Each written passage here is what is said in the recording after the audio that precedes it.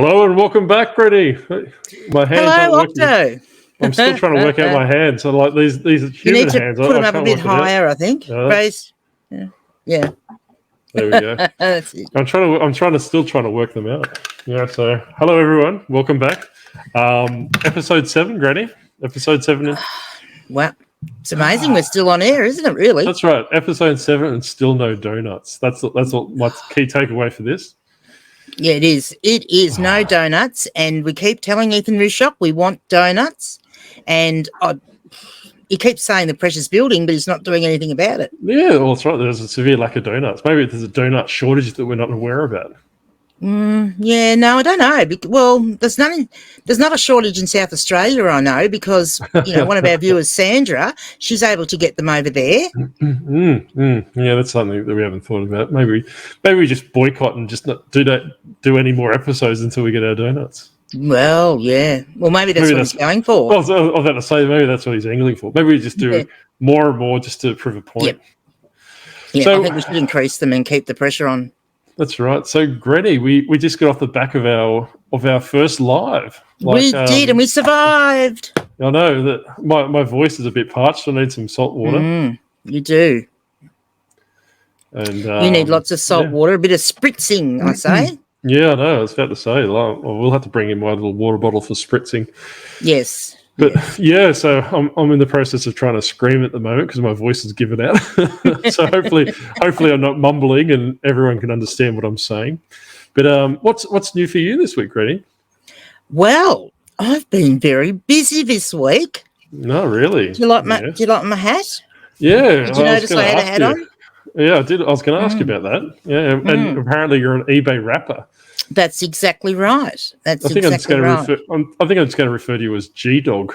Yeah, that's all right. Yeah, so, I was given a bit of a challenge by John the reseller and, the people that follow his listing live stream one night that I should do a rap video. So I, went with it. And a fella called Peter Van Winden reached out to me and said he would like to help me with the lyrics and the music, which he wrote the lyrics and gave me the backing track that he did for me, and voila, I'm a rap star. Yeah, no, I wouldn't go that far, but we can see. We might actually have a bit of a taste of your rap video. Hopefully, it doesn't make people's ears bleed and their eyes pop. But...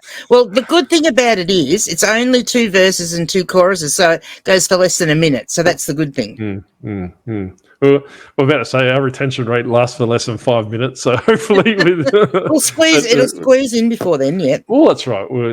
But before we move into the rap video, and we'll talk about that, our live, we had 18 people in there, which is 17 more than we were expecting. So that's always a good thing. It is.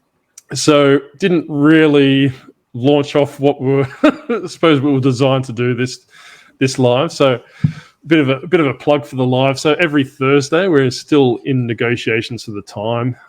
It might slide either to the left or to the right by an hour because we're conflicting with another YouTuber. We don't want to, we don't want to step on their toes. Oh, that's right. Well, we don't want them stepping on our tentacles. Put it that way. So that's potentially another 3 people we can have in the live. True. We might put it out there possibly for does 10 a.m. suit you better than 11? I think. Well, yep. Now that I can go with my different rap hats, you see, I've got. Well, that's right. Oh no, I've dropped it. I can't pick it up now. That gives me a couple of hours to recover my voice from talking for an hour. Yes, so that's true. The purpose of that, if you haven't already caught through Instagram and different things, is that we do an accountability hour. So you can spend that hour either doing listings. So you're more than welcome to to do listings and engage in the chat where you feel if you feel like you want to, or alternatively you can jump onto StreamYard and you can jump in and have a chat to Grumpy Granny and myself. And you can tell me what you're looking at about accountability wise. So basically, we'll give you 7 days to give us what you want to do over the next week. And Grumpy Granny actually even makes real notes, and I make a list of your name and what you've said you're going to do, and then you come back next week and report back. Tell us that you've completed it or not. Well, that's right. Yeah, that's right. So, but like we were saying in the live, is depending on the reception you'll get is either favourable or unfavourable, depending on how well you do. So the octopus is quite binary in the sense that you either complete your goals or you don't complete your goals. And if you don't complete your goals, you're going to find out why I get called the disgruntled octopus. Mm-hmm. Yes, you will. Yeah, so you will. Yeah, I think some people just need some motivation by tough love. So, as I put in the Instagram story that I wrote, I'm losing track of my thoughts again. To be screamed at is to be loved. So, some people like a bit of tough love in regards to eBay. So, hey, yes, to be screamed at is to be loved is maybe in your world, but at the same time, I do believe some of the young boys and girls could do with a bit of a kick up the bum or a pitchfork, up the backside to give them a bit of a shove along. If they've said it and they've got to come back and report, well, it gives them a bit of added incentive to do it. And that's exactly right. And I think this idea came around with Grumpy Granny is that she noticed in the Facebook groups there's a lot of people looking for accountability groups and more interactive opposed to just sitting there watching a YouTuber one style, which is fine. Like John the Reseller does a couple of listing groups late at night. But we're trying to make it more interactive. So, we're not going to judge you when you come on live if you're nervous and all those different things, but we will judge you if you say you're going to do 100 listings and you only do 3. So True. Everyone starts somewhere. If you're not comfortable in front of the camera or you don't want to do something, you're more than welcome to pop on and tell us what you want to do. Granny will take the notes, then look out the following week. That's right. And they can put it just in the chat if that's all they're happy to do, or they can, as you say, jump in on the live stream with us and tell us in person, kind of. That's right. I'd prefer if they jump on the live screen because... Well, it would be good, yes. That's right. Well, because, I can berate them. It's very hard to berate people in the chat because they can't run away. And we can't see them break down into tears. We did have 3 takers come in on the live stream this morning. I think it was just a bit of a coup they were trying to overtake, I think. They were trying to overthrow the octopus. Maybe. Yes, we had Blake, John the Reseller, and who was the other one? I can't remember. Oh, what's his name? He was a pretty handsome man, if I remember. I see him occasionally on YouTube. Oh, was it that Wayne? Uncle Wayno. Uncle Wayno, that's right. Yeah, so... Contrary to popular belief, he's not dead. We'll start that rumor. He looked like he was dead, but he was unwell. He's not feeling well. But so if Wayno can come on when he's on his deathbed, that's no excuse for the rest of you. So more than welcome. So and it's open to international. So we are consonant of the time difference, which is why we'll probably slide it till 10 a.m. Not to conflict with Drew and his live chat. So then we'll hopefully bring in some, people from the UK and the US as well if they want to come in and have some accountability. So they're more than welcome to pop in as well. And I scream at everyone equally, so no preferential treatment for anyone. Yeah, regardless of your accent, he will still give you a hard time. Well, that's exactly right. So, well, I don't know. I think we better show your adoring fans this horrific rap video you do. What do you mean horrific? The fans love it. I don't know about that, but hopefully it works. And I've had very good feedback. Well, hopefully it works. And if it doesn't, I'll put the link in below and you'll probably see it because I'm not editing it out. But without further ado, here we go. I'll press play. Can you hear it, Granny? No.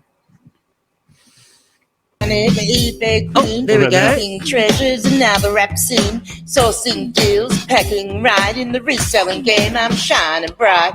Be on the lookout, that's the key. Grumpy Granny's on a flippin' spree. From YouTube to eBay, I'm in control. Buying those deals, low, low. For drifting addiction, I built my name. Waiting for donuts, it's a numbers game. But I stay humble, it's all about the grind. Persistence and passion are intertwined. Be on the lookout, that's the key. Grumpy Granny's on the spree. YouTube to eBay, I'm in control. Finding those deals, follow. Quick, grab those 501 Levi's. There you go. What do you think? I'm going to have nightmares for the rest of my life. That's not very nice. Well, my subscriber count just went to the minuses, so It'll probably go up now. I was about to say, we'll just see how quickly the retention rate drops from 5 minutes to 2.5 minutes.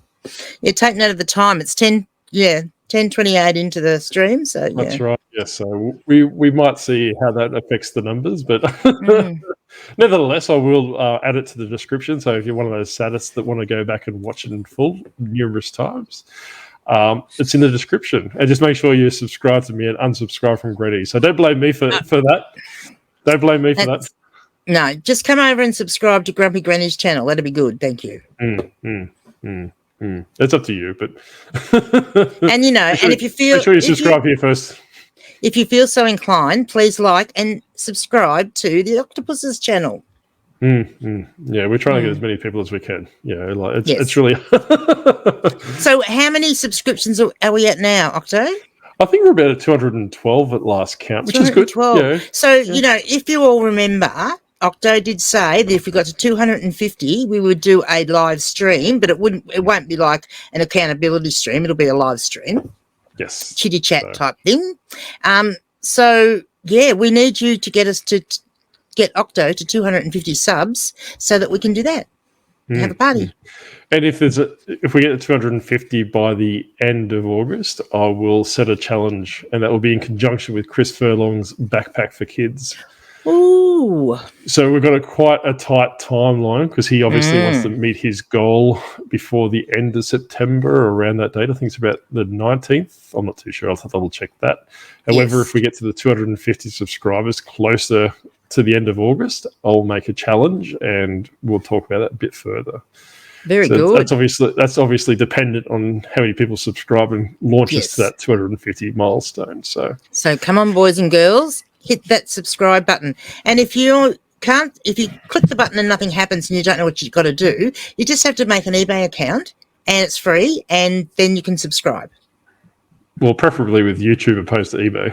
Oh, sorry, a YouTube. This is why you don't work with old people. Old people, yeah. And rapping old people, which is worst. Well, yeah. So in the octopus world, when we rap old people, it's not necessarily them singing. Look, something to do with Davy Jones. Rap music's not really my normal cup of tea. It's not normally the type of music I'm into, but it was fun. Well, yeah. Well, look, put it this way: if Martha Stewart accidentally, falls off the mortal coil, you might have Snoop Dogg hit you up. So you never know. You never know. You never know. Right. Look, it's so good that, like eBay might get it and use it in their ads. Yeah, I wouldn't say that. Don't hold your breath because you might die. Anyway, so moving along, Grumpy Granny, what's been annoying you this week?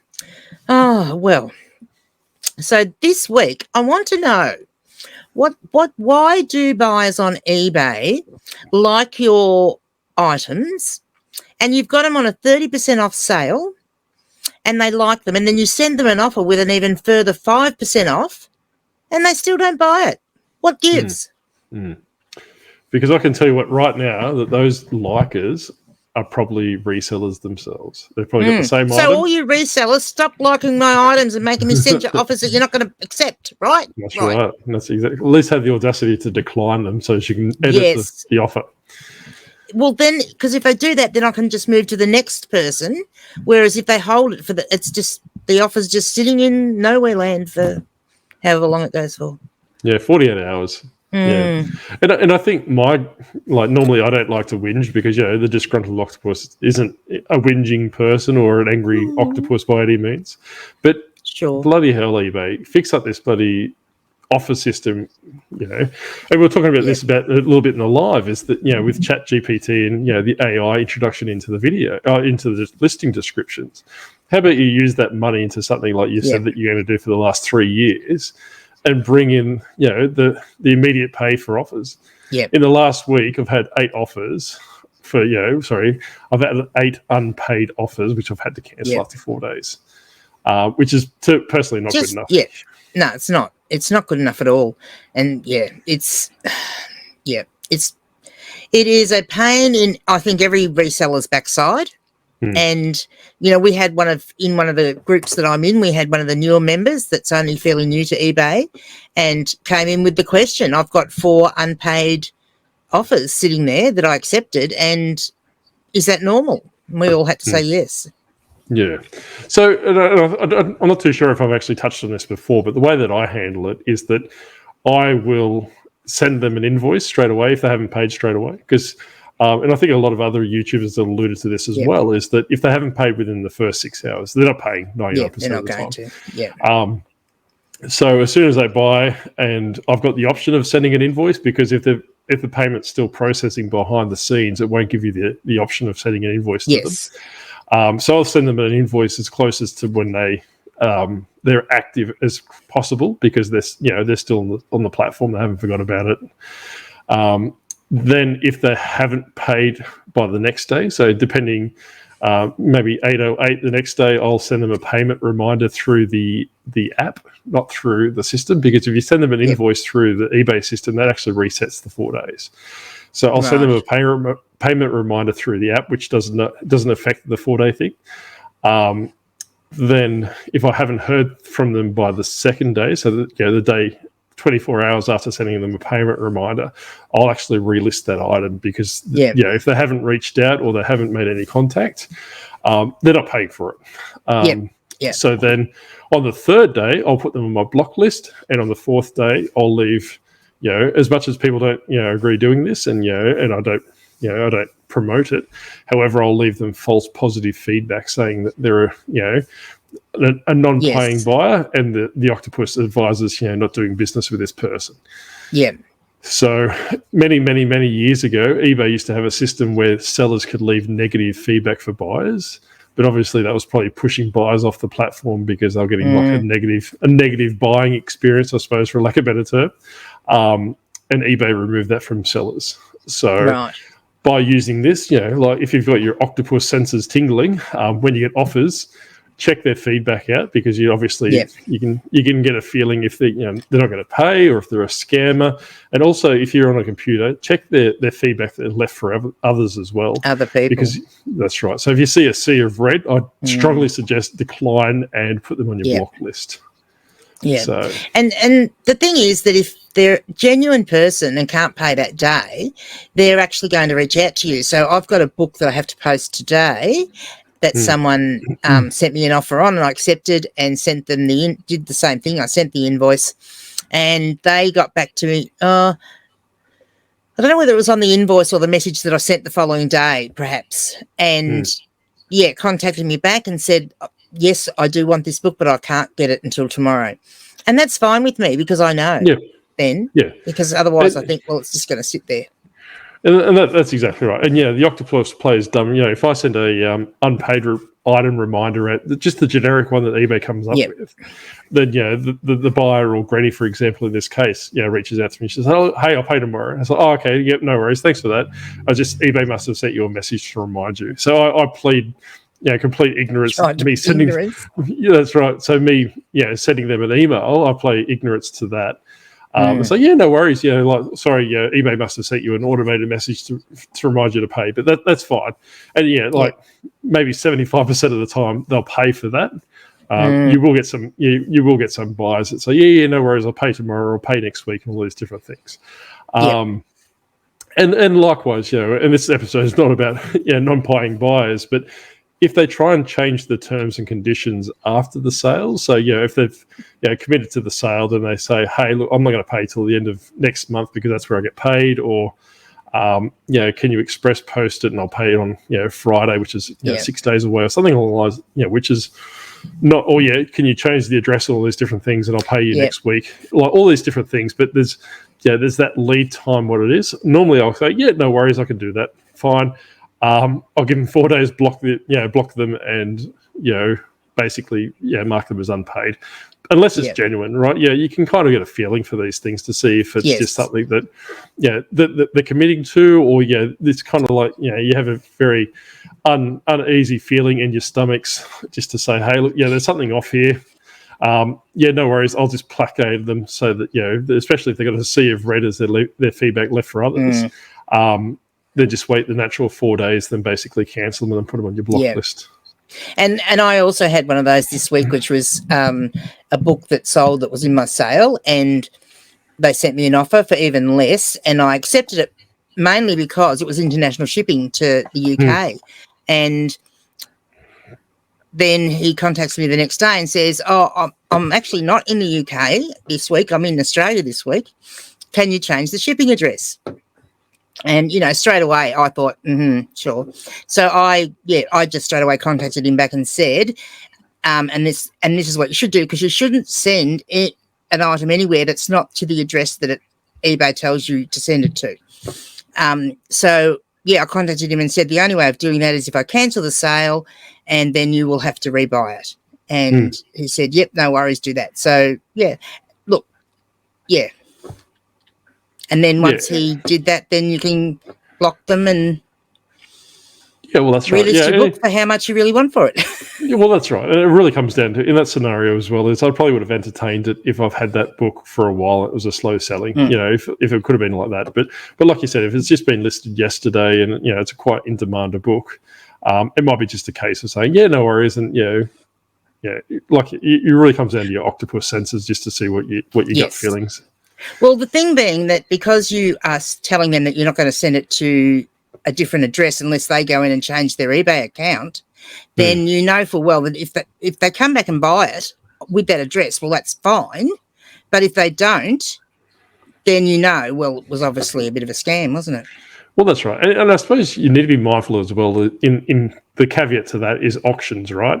So if they've won the auction, they can't actually change the address post-auction. So I source a lot of my my products that I buy from auctions in the US, right? So I use the US eBay website to do that. But I've got a mail forwarder that I use in one of the states over there that I collate all the stuff that I'm sending across to Australia, and that gets sent to there. But because I'm using eBay Australia, I can't use that address for that state as a default or even as a selectable address. So when the auction finishes, and I've won that item, it's trying to default to Australia, or the Bermuda Triangle in this time. So basically, they're trying to charge eBay is trying to charge me $108 in shipping or something like that. So I'll actually reach out to the seller and say, hey, look, this is who I am. This is where I'd like it sent. This is a mail forwarder to Australia. Can you send it there? And either they'll create a discount for the product to remove the shipping cost. So they'll basically remove it from that perspective. Or that they'll just basically create you a listing. But you just need to be very mindful of auctions. That if you are doing auctions or you're purchasing auctions, and especially if you're in a different country and sourcing, in a different country, it's very, very complicated. It might even be a case of reaching out to the seller beforehand and say, hey, look, if I win this item, this is my plan. Are you happy with that arrangement? Yes, and have them on board beforehand. Yeah, that's right. Good idea. It's just been by virtue and bit of luck that this person I've been sourcing off, I've bought 3 things already. And he said, oh, you're that crazy octopus that wants me to keep changing things around. I was like, yeah, that's me. Yeah. So he's been quite happy to do it, but I don't expect him to forfeit the auction and create a buy it now listing. It's just a case of saying, hey, look, either which way do you want it to do? In this case, he just put a reduction on the postage cost to bring it down from $108 to $5.60. Yeah. Okay. So do you think people in the US have sell more stuff by auction than what we do here in Australia? I just think it's a product, to tell you the truth. It's pretty much what it is in, probably what in Australia is like, if you've got a very niche product, and this product is very niche, and they were expecting it to go a lot more than I purchased these 2 products for. So that's primarily what it is. So you will find a lot of buy it now listings. And if you have a buy it now listing, you may have the option of changing it to different addresses if you're using a mail forwarder. But I haven't come across that, this particular product that I source, for personal use, I don't resell this one. It's more of an octopus's guilty pleasure. However, like I said, that I haven't found one at a comparable price for a buy it now listing. So generally this product goes for about $400 or $500 US. I've been picking it up for $75 US on auction. Wow. So which is, like I said, that's where, it's quite, within my interest to reach out to this person and say, hey, look, are you happy to post it to to this address so I can get it forwarded to Australia? And and I suppose it's sellers are probably probably more favourable for some countries over others. Take that as you will. Obviously being Australia, we're perceived, I suppose, to be a lack of a better word, to be probably more reputable buyers. Yes. So not to say that's derogatory against anyone in particular, but some sellers might block certain countries and all those different things. So I mean, they're very lucky over there too, because they've got the global shipping program too, so they can just post it off to, if it is going internationally, they can just ship it to the mail center, global mail center thing, and then eBay takes care of it. Yeah, and that's exactly right. So basically what I'm doing is what we're telling people not to do. So basically this particular seller should be posting my item to the eBay collection center, but instead he's sending it to my mail forwarder. So I'm changing the address. So if I turned around, it was like, a very naughty octopus and said, I never received the item. Yes. This guy's got no leg to stand on because he's basically gone against what we've told him to do. It's just by virtue that, I've reached out to this seller before and, we've had, previous sale history. And because my account, obviously you can go there and check out my account for feedback and, obviously to do his checks and balances. I've been able to do that. So, but like I said, just roundabout way, always if you're looking at sourcing overseas or looking at sourcing through auctions, reach out to the seller and say, hey, look, this is what my plan is. Is there any way we can work on the postage, or could you set it to this alternative location for me? Yes. Yeah. Good advice. Good advice. Well, it's a bit of a long-winded tangent, wasn't it? Yeah. I'm very passionate about these products, you see. Like death rays are hard to come by in Australia. So that being said, wouldn't the auctions be finishing in the middle of our night? That's where it comes down to it, right? So this particular product, and this is a tip for new players if you're sourcing online, is to look for auctions that don't finish in peak periods. So if you're going to sell your items in auction, make sure your auction finish at maybe 6 or 7 o'clock on a Saturday night or a Sunday night, or even a Friday night, where people are basically winding down and relaxing and just watching that auction go down, especially if it's a high value item. You don't particularly want to be having a listing or an auction ending at 3 o'clock in the morning on a Monday, or Monday morning, or obscure time, unless you're trying to target towards that certain international market. Yes. But if you're looking at, just basically targeting the Australian market because you're looking at selling some AFL jerseys or something along the lines of that, you don't really want it to be finishing at 2 o'clock on a Wednesday because you're nowhere near going to get as much as you would if you're doing it at peak period. No, because there'd be a lot of people wouldn't be able to actually get on and have a look and bid on it, wouldn't they? Well, that's exactly right. So this particular product was finishing at probably, I think, 10 a.m., on a Monday for us. So it's either by virtue there was no interest in America, I don't know what the time frame worked out to be, but I would assume that it was very probably maybe not a very particular high valued time, I suppose, for lack of better terms. Okay. And how are your sales been this week, Octo? Yeah, been getting a little bit better. What about yours, Granny? Yeah, no, I've had really good sales, and I was saying in the live stream earlier, I don't know, there's a bit of a correlation, but I haven't been doing it for long enough to say, well, yes, this is true, but so I've still got some shoes and handbags and belts that I'm no longer going to be moving on with those categories. And so as a way to move them out of my store, I've been putting them up one a day on auction. And then if they sell, great. Some have only sold for 99 cents plus post. Some have sold for well more than what I was hoping for, and some didn't sell. So, but it's giving me a timeline to get them out of my store. So that was the idea. I had no other plan than just to get the stuff out of my store. But in the period that I've been doing it, instead of my sales going like this on eBay every day, they've been going like this. Yeah, more consistency. Yeah, so it'll be interesting to see because I still have I've got enough to keep doing that at least till the end of the month. So I'm going to be interested to see if that trend is continuing. Yeah, and that's something that I never thought of actually, because Yeah, I've got some tubs in the garage of very stale clothes, I suppose, in the sense that they've been sitting around for a very long time on eBay, just because of the numeric system, right? So I've went from 001. I'm currently up to about 600 or something like that. But that's what I'm going to do with that first 100 items. I'll probably put them straight to auction for 99 cents plus post, and just to clear them out, because obviously there's no interest after 4 or 5 months. And especially moving out of winter in Australia, a lot of these clothes are, winter clothes. I'll just move them out, even if it's at a loss. It's just to free up that space. And like Blake was saying earlier in the live stream, is that that space might be worth more than that that the investment that you had in it. So. Oh, exactly right, because I mean, the space that the handbags take up, I can fit 100 pairs of jeans in there, so it's well worth doing. And I'm the sort of person that I would not just toss them out, even though they haven't sold. I'd be thinking, oh, no, I might keep them because maybe I'll have a garage sale one day. So they would sit around. Whereas this way, it's giving me a timeline. So it actually works quite well in that respect. Yeah, that's something that from our accountability point of view, that's what I'll be doing. Probably this afternoon I'll work out what the 10-day listing is, so I won't go against what I was saying with the auction finishing at a certain time.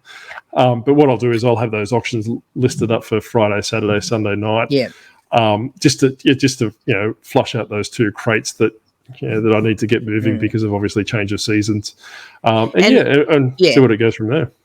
Yeah, so I've had a bit of a play with that too, because you can have 1 day, 3 day, 5 day, 7 day. So I've had a bit of a play with it. So if I'm listing something, I can't work the days at my head, but if I list something, say on a Tuesday, I'll do it as a 5 day, because that'll finish sometime over the weekend, and then you set your time. And I'd sort of suggest somewhere between 6 and 9, no later than 9, and I wouldn't do it any earlier than 6. 7, I think's around a better time, because if people have been out at a footy match or something, they'd be home and settled by then. Yep. So 7 to 8's probably your ideal time. But you can do them for so some I've got have been 1 day auctions, some have been 5 day auctions, and so on. And it's a great way. And it'll be interesting to see whether you doing the same thing, whether I just do a few and schedule them for each day. So it'll be interesting to see you doing that, whether you find the same correlation happening with your sales. Yeah, and it's something that I've noticed recently. My graph is very, very, mountains and dips, I suppose. That's very, very right angles kind of thing. But I just thought that might help, because your tentacles might not. Well, that's right. That's exactly right. So I could probably do that and go from there. But so that's something of that. But I suppose we better get into the crux of what we're actually talking about this week. It's actually sourcing, and I suppose we're gonna probably niche down in a little bit of the sourcing thing, but because we're quite constant at a time, we're going to keep these episodes a bit shorter for when we don't have guests on, because we don't ramble for an hour and a half, because we've already rambled for an hour and a half before coming on here. So exactly.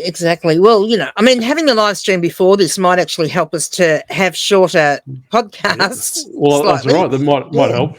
But so obviously if we've got a hostage lined up, we might go for a little bit longer, because we want to flesh that out a little bit more. But today I think we're going to talk about sourcing, but we're going to niche down into knowing the product, and obviously what's your competitive advantage over that product that you're trying to sell. So a bit of an example, Grumpy Granny, is that we were talking before we went. Before we went live in this podcast. You might come across Funko Pops, right? So we'll use Funko Pops as the example, what I'm talking about. So a lot of people collect Funko Pops, for personal use. A lot of people collect them for investments, and a lot of, people collect Funko Pops as, as the berated flipper. So basically they buy a product, when it's in short supply, then, they try and flip it for 2 or 3 times the amount of money and go from that way.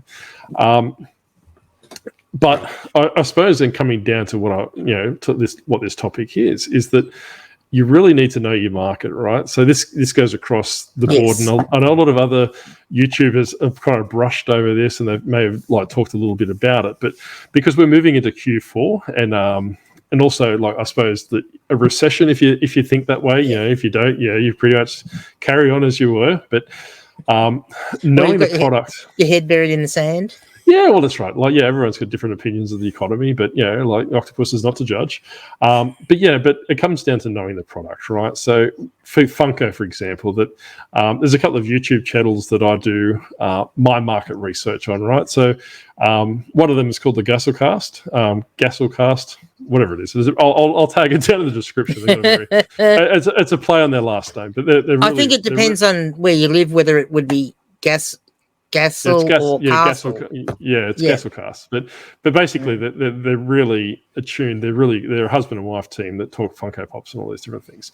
But they focus on the state of the Funko as a company, and how they're basically the Funko's annoying their consumer base, right? So if you're looking. And this is what comes back to knowing the market before you go out and buy tons and tons and tons and tons of Funko Pops. Is that Funko Pops, for example, have got like different tiers, right? So they've got common, chase, and limited edition, I suppose. Just to broad brush it. Your common ones are the ones that you find at Kmart, Big W, and all the different, Walmart, and all those different stores. And virtually, stores, that's right. So these ones aren't worth the retail price, right? So unless it's very old and very exclusive and no longer hard, to find, that you're not going to be able to sell it for very much money at all. So you need to be very confident of the fact that you might have to have a lower buy-in cost. It might be a case of buying things at $1 or $2 a pop. And then you potentially might be able to sell them for $8 or $9 plus postage on top of that. So you don't want to be going and paying $5 to $10, do you? Well, that's exactly right. And a lot of people that collect Funko Pops, for example, that and what we were talking about before, Granny, is that the half the value in a Funko Pop is the box condition, right? So these boxes need to be pristine and they need to be received in pristine condition. So if you're selling Funko Pops, please do not put it in a plastic satchel. Make sure you put it at least in a box. If it's a lower end Funko Pop, put it in a box, put some bubble wrap around it, and some paper towel. Some paper, scrunched up paper, and you'll be fine. If it's a high end Funko Pop, anything over maybe $60, $75, go down to EB Games or Game or wherever you want to go locally and buy some soft pop protectors, and they probably cost you about $2 each. You'll save yourself so much heartache in the end. Absolutely. Like, hell have no fury. Yeah, and the boxes themselves, the cardboard isn't what's the right word? Strong. Like it's not rigid. It's not rigid. That's a valid point. So easily damaged. That's right. I'll bring that point up in a second as well. But so basically, hell have no fury like a Funko Pop collector, right? So you want to make sure it gets them in the proper condition. So don't bubble wrap it and put it in a satchel because it will arrive destroyed. But also be mindful of how the company's going. So basically in the news, because that YouTube channel I mentioned previously was that the company's laid off a significant amount of its American staff. They're shredding 30% of their line. So they're actually looking like they're in dire straits, right? So I'll be very, very, they could be potentially, and they're often touted as the next Beanie Baby. So I wouldn't be going out of my way, investing lots and lots and lots of money into, Funko Pops you think are going to appreciate over the next couple of years. Because I think it's all going to come crumbling down very quickly. Yeah, don't think as you walk into the op shop or go to a market and you see them for $5 or $6 or, so I see them sometimes for $7 or $8. Yeah, don't think to pick them up. I mean, look, if it's one of the rarer ones and you check it while you're in the store and the box condition is good and all the rest of it, and it is one of those rare ones, well, maybe it's worth the investment. But for the general everyday ones, no. Yeah, and then like what Granny's saying there as well is that these products are highly counterfeited, right? So basically, if you see them in the markets or you see them in the op shop, it's safe to assume that it's a counterfeit product, right? So you need to do your check and balances to make sure that you're buying it from a reputable store or you're buying them from a reputable person. So obviously, if you go to the marketplace and that person's a collector that's downsizing their collection, you probably want to invest in that. However, if it's a collector, they're probably going to be looking for collector prices. So that goes against what we were saying with the $1 or $2 thing. But if you are buying out massive collections with the purpose of reselling or obviously adding to your own collection, you want to get them as cheap as possible. Because you probably for every good one that you get, you probably get about 20 or 30 crap ones. But what Granny was saying before regarding the box condition and like the box quality, and this is another thing that the Funko community's been saying is that the overall quality of the product, the box and the actual figures themselves are becoming lacking. All right. So basically, this is what it comes back to knowing the market is because, obviously if the quality is going down, the prices are going up, a lot of the collectors are going to be quite fed up with that, quality assurance and that standards, and they'll start moving on to other products, absolutely they will. Yeah. So and you don't really want... Is it right? Like, because I heard too that like some of the ones that people, originally got because they thought they were, limited edition or whatever, they've been re-releasing those into, your Targets and Walmarts and Kmarts, and maybe they've got a different eye colour, but they're basically the same pop. That's correct. Yeah. So basically, like, I don't want to make this all about Funko, but Funko is probably the easiest example to give right here. That's right. So basically, they bring out, they re-release the pop with very minor changes on it. So, like Granny said, it might be an eye color or a slightly different pose. Whilst your true collectors will want that original pop, and they probably quite happily pay quite commanding prices for it. Your very run-of-the-mill person, will just go with the alternative version. So, you've basically, you may have had a market of 100 people that would have paid $500 for your pop, but now you've got a market of 5 because there's 95 other people are willing to pay, $15 for one looks very similar, but not quite the one it is because they only just want it for their desk or something. Yes, and they want the character. They're not interested in them as a collectible item. Well, that's right. Yeah, some people collect the full line, so they have to have every character and every pose and every eye color or something along lines of that. But for more often than not, and if it's just because of the nostalgia or they really like that character or something like that, they'll just pay the $15 and buy the re-released one. So there's no use forking out like that. But so like I said, you need to be very mindful of the product. Especially if you're looking at investing large sums of money into something to with the purpose of like reinvesting, or you're looking at investing in it. Say, hey, look, I'll hold on to these Funko Pops for 12 months and they'll double in price. And I can sell them on eBay then. That's where it becomes more of a you really need to know the state of the market for that thing. Yes, whether to keep them or whether Well, whether to buy them in the first place, because that's exactly right. Yeah. So I would. Right. Well, that's right. Like, I would argue that, and this is what One Foot Flipper has said as well. Like one of the YouTubers in America that we harass whenever he goes live. That basically says that you should be staying away from Funko Pops, and the octopus strongly appears from that stance as well. Is that unless you're collecting it for your own benefit and you don't particularly care about the value, which some people do. They collect just by virtue because they like that character and they don't care if it goes up, down, left, right, or sideways. But if you're looking primarily from a resale point of view and you want to sell it or move it on from that perspective, be very cautious of what market you get into. So that's not like I said, the Funko is probably the easiest one because they're attracting a lot of stick lately. However, that goes across the board as well. But further to what Granny and I were talking about as well, is that you want to do as much research on the item. And this is not one-off things that you'll find once every blue moon and you'll never see again.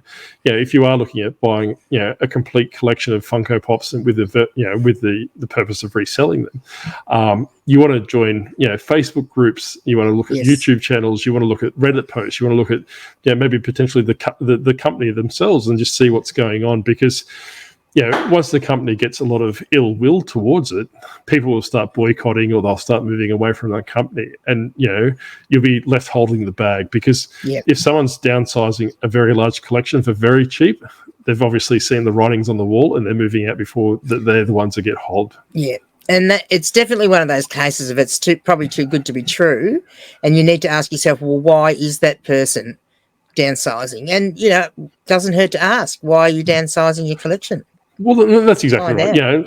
And like Granny is saying, there could be a place. And Funko Pops is so volatile in the sense that I wouldn't suggest any new reseller or even seasoned reseller that don't know about the product to invest in that, or even look at buying them for resale, because there's a lot of pitfalls in regards to box condition, is what we're saying. Like they're highly counterfeited products. The counterfeits, only if someone very, very, very attuned with that specific pop or that specific product might know what to look for to make it a counterfeit product. So your casual glance might go, it looks perfect to me. I'll roll with that one. Yeah. But like I said, you need to do your research and go from there. Yeah, but also what you're saying, and what we've said about the Funko Pops is relatable to any product. That's right. So I sell a lot of jeans, and because of that, I have been researching jeans and doing all those things, and I've been studying up the best sorts of denim to get. And so I actually saw these in an op shop, and I just don't know microphone over, but if I bring it a little bit closer, you can see the tag, and you can also see the denim's a little bit different. It's a little bit shiny, and it just looks a little bit different than the normal denim that you see. And when I saw these, I already knew what they were because I had been doing that studying. And so these are a particular type of denim.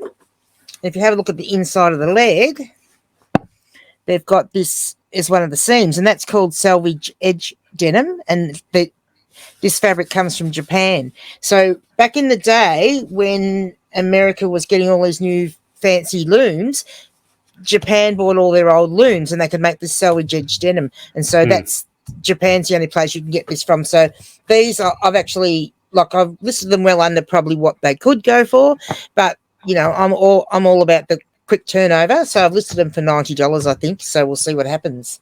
Yeah, that's good. Yeah, so that's something like, but that's, like going back a couple of weeks ago, I found some, almost, new without tag, vintage Levi's from the early 80s, I think it was. I think it was 82. Nice. But I wasn't too sure about that. Well, I actually reached out to Grumpy Granny and, a few other people, and there was mixed opinions. Yes, they're real. No, they're not real, and all those different things. But what I did to do that was actually jumped into a Levi's group on Facebook and said, hey, look, this is who I am. This is what I've got. Can I just get someone to authenticate it for me and, just go from there? And, these people are so passionate about the jeans or Levi products that they're more than happy to assist.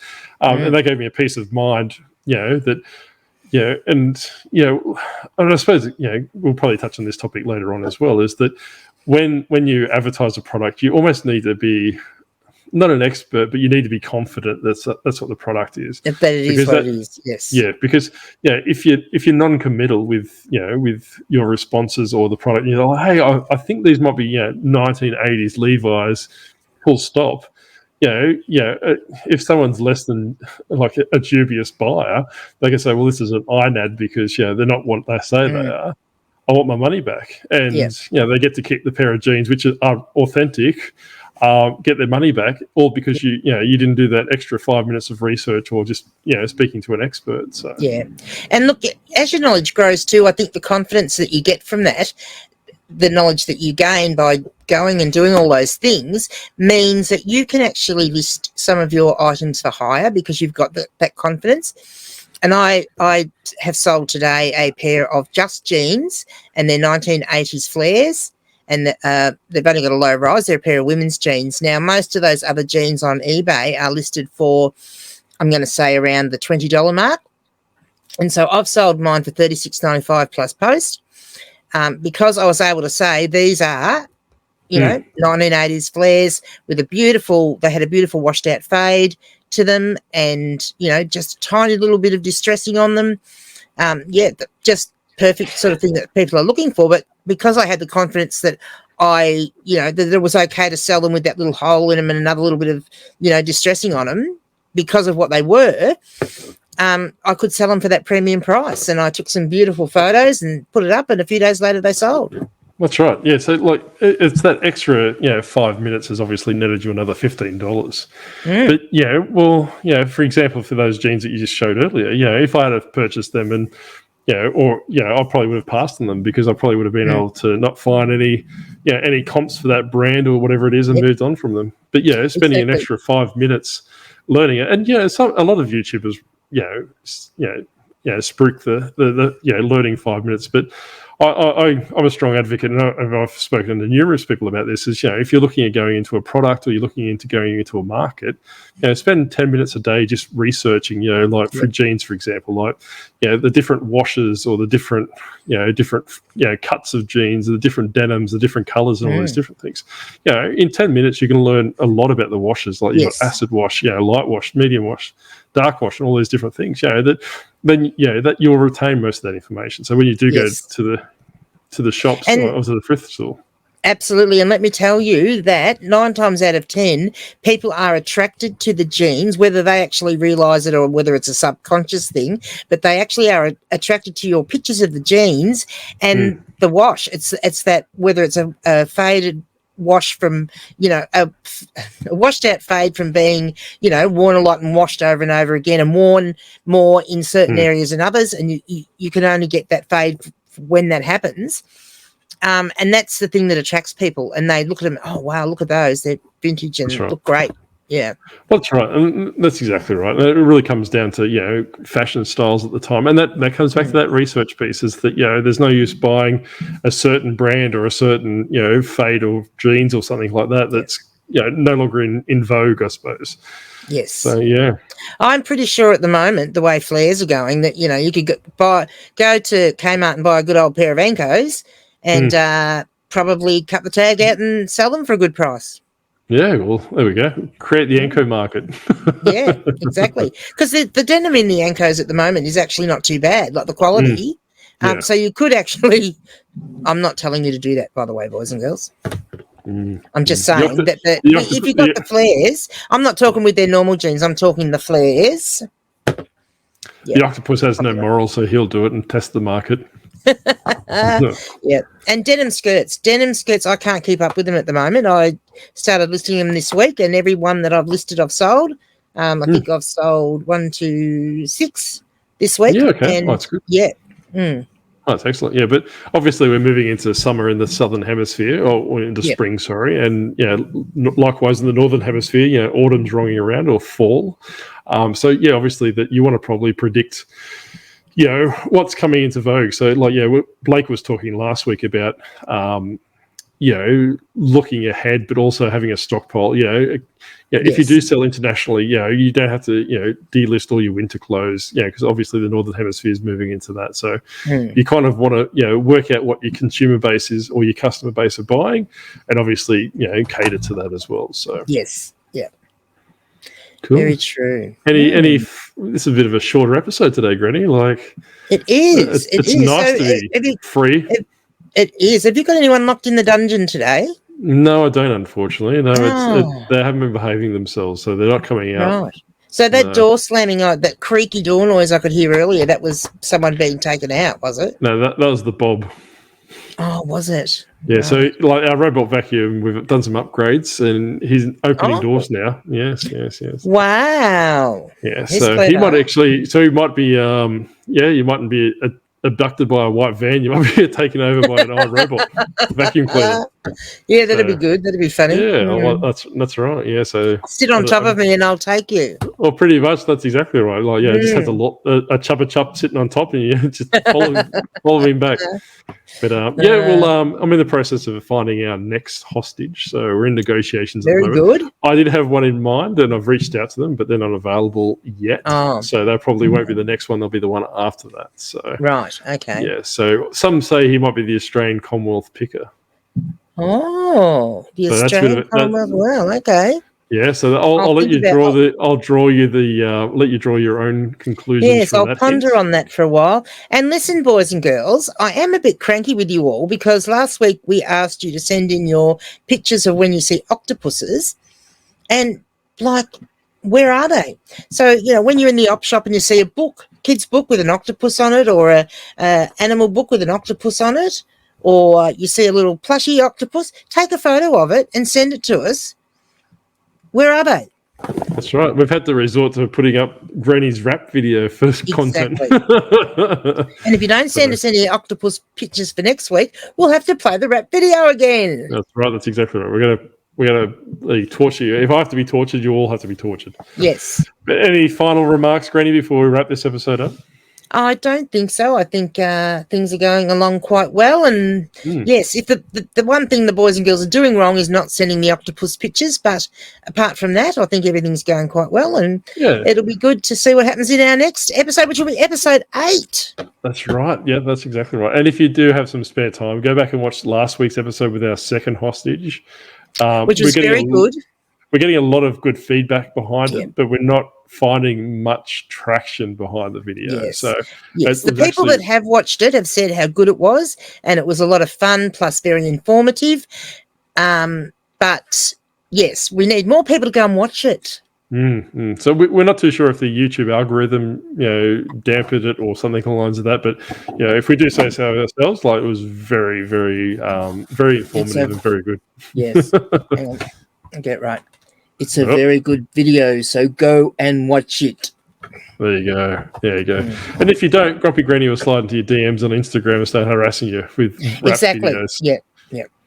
And while you're watching that, then just while you're, after you've watched it, just pop over to Grumpy Granny's channel, Grumpy Granny Flipper, and subscribe to my channel too. That's right. So once you finish watching this all the way through, hopefully, make sure you put a like, comment, and subscribe, because we forget to tell people to subscribe and they don't. And yes, we do. Yes. But we'll see you again next week. But make sure you catch our live next Thursday. Yes, come along and join in, and we'll add you to the list of what you're going to do. I've got people saying they're going to list 50 items this week. Someone else wants to do 6 listings a day. Someone else is going to get a wholesale order from overseas, and someone else, their goal is to do a video every day. Yeah, and don't forget Uncle Wayno to do absolutely nothing. Yes, Uncle Wayno had a really good goal to do nothing.